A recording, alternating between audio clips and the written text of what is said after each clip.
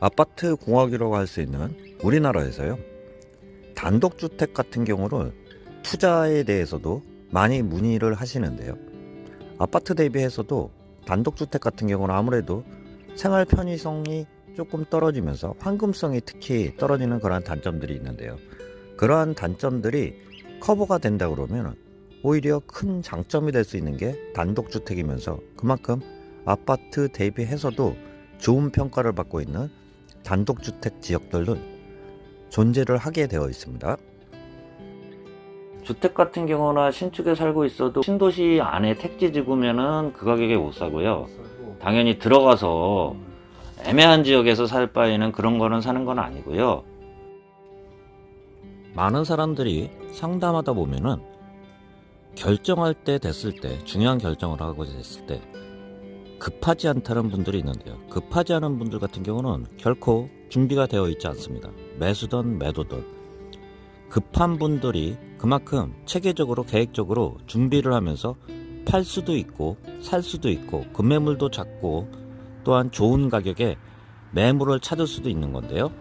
또한 팔기 위해서도요, 그만큼 계획적으로 준비를 하는 사람들 같은 경우가 손해보지 않고 큰 손해보지 않고 팔게 되는 게 대부분의 투자 시장이라고도 할 수 있습니다. 급하지 않다는 마음가짐으로는 나와도 못 잡으세요. 제가 이런 얘기 하면 그러는 게, 재작년이나 살라고 그랬을 때 정말 2년 전에 되게 쌌잖아요. 사시라고 하면 대부분 사셨던 분들은 지금 가격보다는 당연히 2배 떴다가 지금 예를 들어서 20% 떨어져도 아직은 여유가 큰데, 그때 못 사신 분들의 대부분 큰 특징이 다 급하지 않다고 얘기하거든요.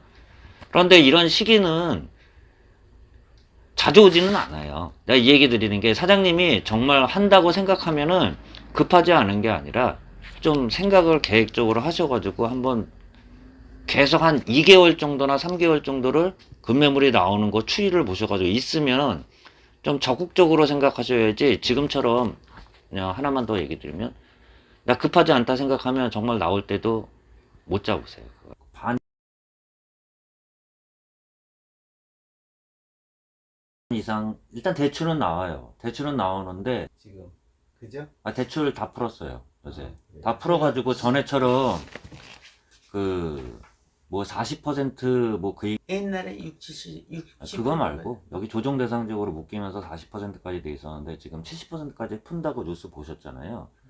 근데도 너무 많이 받으면은 대출이 계속 올라가니까 부담. 뭔가면 지금 100만 원을 내시고 있단 말이에요. 100만 원을 내고 있어요?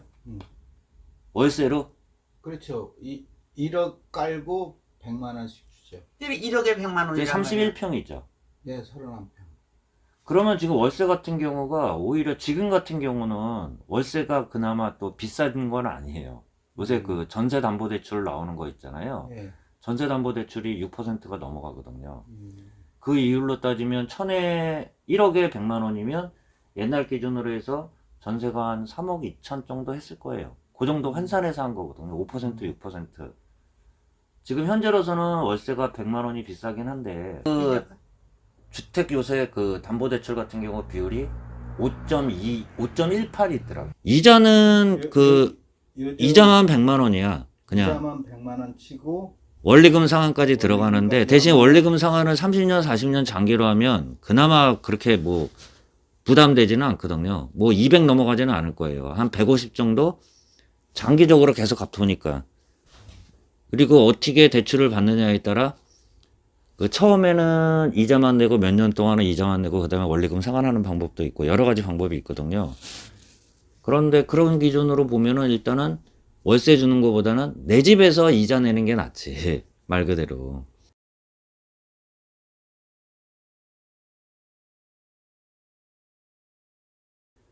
이거 100만 원 같은 경우 옛날에는 월백족이라고 했거든요. 100만 원 이상 내는 사람이 월백족이라고 그러는데 그런 사람들이 별로 없어요. 부담되는 거야, 솔직히. 100만 원 내고 산다는 거는.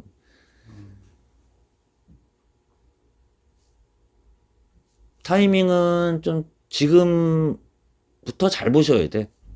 예를 들어서 여기서 그 위치가 지도로 보면 금액이 좀만 더 떨어지면 잡을 생각 하셔야 돼. 그럴 분위기도 있지. 지금 분위기는 좀 심상치 않으니까. 최근 많이 상담하는 내용 중에 일부 내용이라고 할 수 있습니다.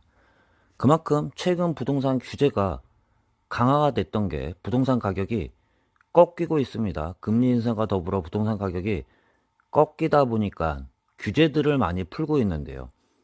전 정부와 반대 스탠스를 취하고 있습니다. 그렇지만 최근과 같이 여러 가지 외부 환경에 따라 주식시장 또한 부동산 시장 또한 급격하게 하락하고 있다고도 할 수 있습니다. 그만큼 지금 같은 시기에서는요, 능동적인 준비된 사람들만이 급매물도 잡을 수 있고요. 또한 반대로 준비된 분들만이 큰 손해보지 않고 팔 수 있는 그러한 시장이기 때문에 항상 수동적이기보다는 능동적인 사람이 되면서 준비를 해야지 좋은 기회도 놓치지 않는다는 말씀 마지막으로 좀 드려보면서 영상 마치도록 하겠습니다. 골든마우스였습니다.